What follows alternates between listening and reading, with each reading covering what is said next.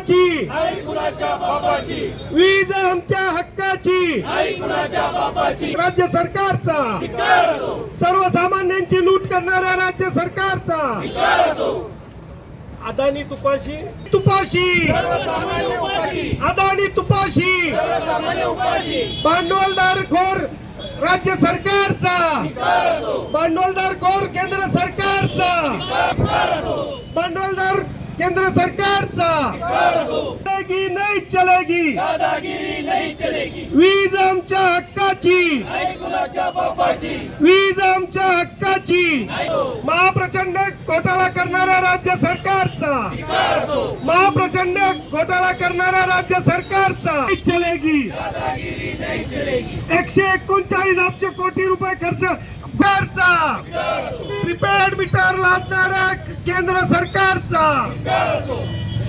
करणाऱ्या राज्य सरकारचा, कशासाठी आंदोलन केलेलं आहे, काय नेमका विषय? देशामध्ये 21 ऑगस्ट 2021 मध्ये केंद्र सरकारने कायदा करून स्मार्ट प्रीपेड मीटर हे सक्तीचे केलेले आहेत. त्याचंच अनुकरण करत राज्य सरकारने, महाराष्ट्र सरकारने 22,23,65,000 महाराष्ट्र राज्यामध्ये प्रीपेड मीटर बसवण्याचे ठरवलेले आहे. याच्यामध्ये महाप्रचंड भ्रष्टाचार झालेला आहे.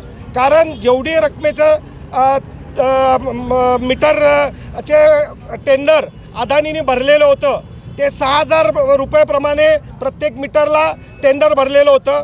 पण राज्य सरकारने 12,000 रुपये त्याचे मंजूर केलेले आहेत.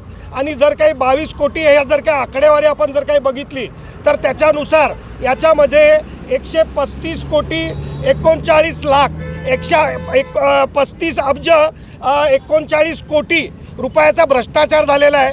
त्याची निवृत्त न्यायाधीशामार्फत चौकशी करण्यात यावी. आणि हे जे पैसे आहेत हे सर्वसामान्य लोकांच्याकडनंच वसूल केले जाणार आहेत. हे भ्रष्टाचाराचे पैसे जरी हे म्हणत असले, सरकार म्हणत असले की आम्ही अनुदान देणार आहे, वीज वितरण मंडळाकडून ते पैसे घेणार आहे, पण सरतेशेवटी हे सर्वसामान्य लोकांच्या खिशालाच कात्री बसणार आहे.